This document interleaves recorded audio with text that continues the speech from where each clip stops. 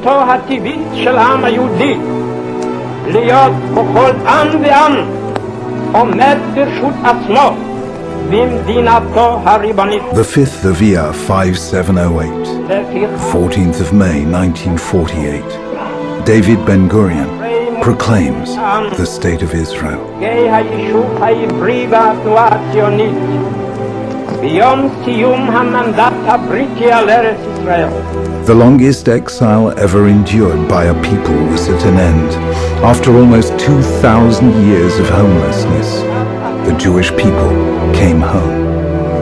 אנו מכריזים בזאת על הקמת מדינה יהודית בארץ ישראל. It's a story without parallel in history.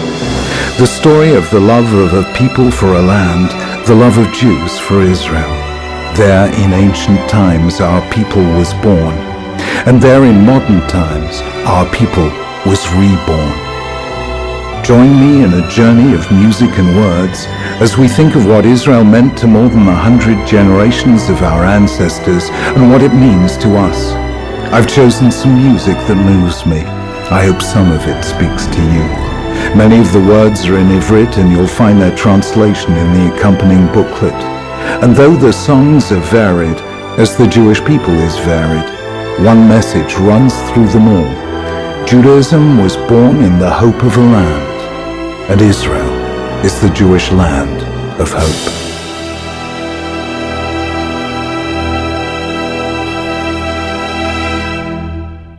Is not yet over. Israel has not yet found peace. Still, Jews find it hard to live their faith without fear. Judaism is twice as old as Christianity, 3 times as old as Islam. Yet there are 82 Christian nations, 56 Muslim ones, but only one Jewish state. A country smaller than the Kruger National Park, less than 1/4% of the landmass of the Arab world. Israel is the only place on earth where in 4,000 years of history Jews have formed a majority. The only place where they've been able to rule themselves and defend themselves.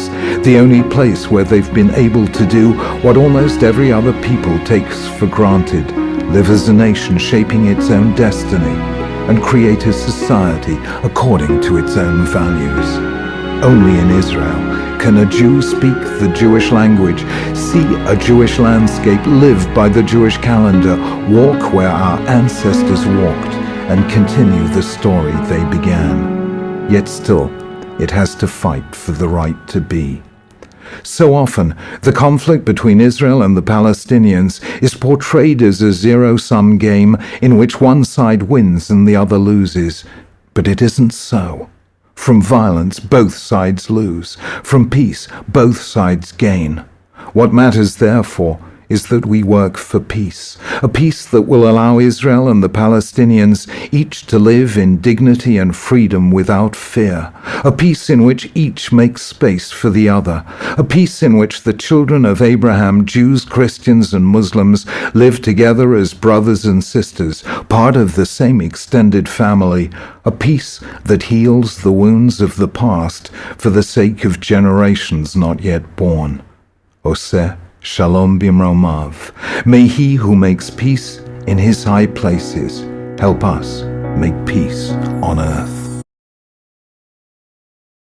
So many people risked their lives for the sake of Israel.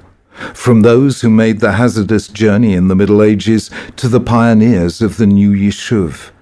From those who fought in Israel's wars or served in its security forces, to the people in the streets of Tel Aviv, the buses of Haifa, and the cafes of Jerusalem, at times when suicide bombings were taking place almost daily, and everyday life was etched with fear. Many, too many, gave their lives. Why? Why, after everything, is it still so hard for the nations of the world to grant the Jewish people a place to live without fear? Israel is the West's oldest nation. Its religion is the West's oldest faith. Without Abraham, there would be no Christianity or Islam, 2 religions that between them command the allegiance of more than half of the 6 billion people alive today. Why must the people who first taught the world the sanctity of life so often be made to walk through the valley of the shadow of death? How many lives must be lost, how many tears must be shed before humanity learns that bloodshed achieves nothing, that hate harms both the hated and the one who hates, that God's way is the way of peace. Here is a song from the depths of grief, in the memory of those who died, dedicated to those who have been bereaved. K'shehalev bocheh. When the heart weeps, only God hears. Give me strength, my God. Help me not to be afraid. Aseh sheyigamer. Make it end. Ki lo nota bi koach. For I have no strength left. The first reference to Israel outside the Hebrew Bible is on the Meneptah stele, a slab of black granite engraved in the days of Pharaoh Meneptah, successor to Ramses II, the man some scholars identify as the Pharaoh of the Exodus. It says, "Israel is laid waste. Her seed is no more." The first reference to Israel outside the Bible is an obituary. Israel's enemies thought it was dead. More than 32 centuries, half the history of civilization later, we can still say, Am Yisrael Chai, the Jewish people lives.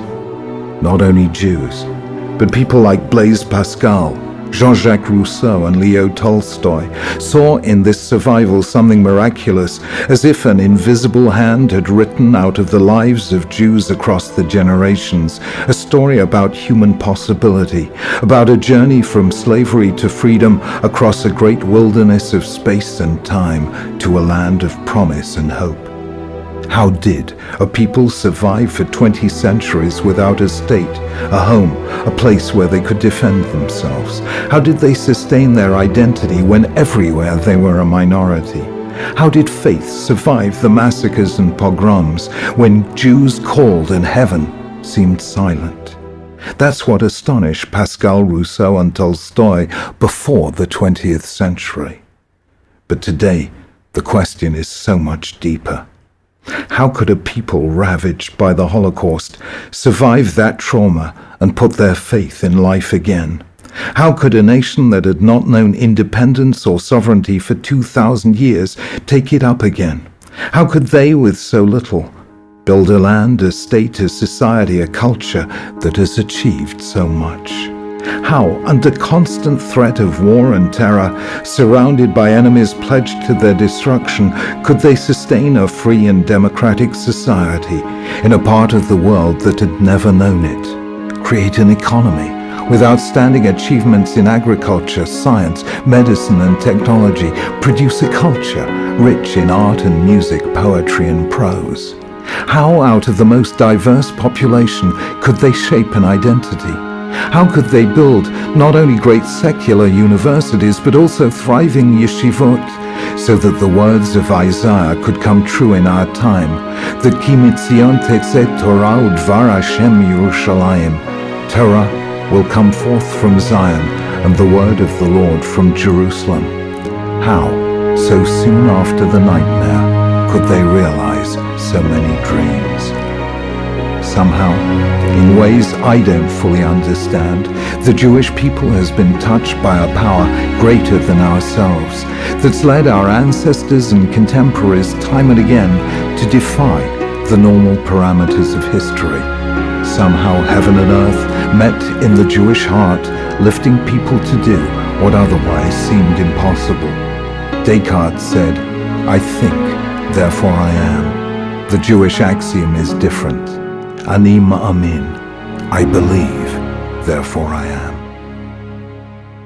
One of the great songs of modern times, written for the film Prince of Egypt, says it in words that summarize the whole history of Israel, from ancient times to today.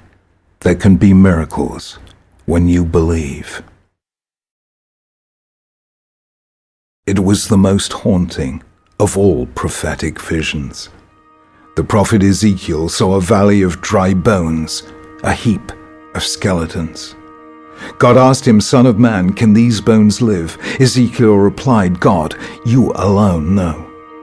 Then the bones came together and grew flesh and skin, and began to breathe and live again. Then God said, "Son of man, these bones are the whole house of Israel. They say, our bones are dried up. Of tikvatenu, our hope is lost. Therefore prophesy and say to them, this is what God says. My people, I am going to open your graves and bring you up from them. I will bring you back to the land of Israel." It was this passage that Naftali Herz Imber was alluding to in 1877, when he wrote in the song that became Israel's national anthem, Hatikva, the phrase Od lo of tikvatenu, our hope is not yet lost. Little could he have known that 70 years later 1/3 of the Jewish people would have become, in Auschwitz and Treblinka and Bergen-Belsen, a valley of dry bones. Who could have been blamed for saying, "Our bones are dried up, our hope is lost"? And yet, a mere 3 years after standing eyeball to eyeball with the angel of death, the Jewish people, by proclaiming the state of Israel, made a momentous affirmation of life, as if it had heard across the centuries the echo of God's words to Ezekiel, "Veheveti etchem el admat Yisrael, I will bring you back to the land of Israel." And a day will one day come when the story of Israel in modern times will speak not just to Jews, but to all who believe in the power of the human spirit as it reaches out to God, as an everlasting symbol of the victory of life over death, hope over despair. Israel has taken a barren land and made it bloom again. It's taken an ancient language, the Hebrew of the Bible, and made it speak again. It's taken the West's oldest faith and made it young again. It's taken a tattered, shattered nation and made it live again.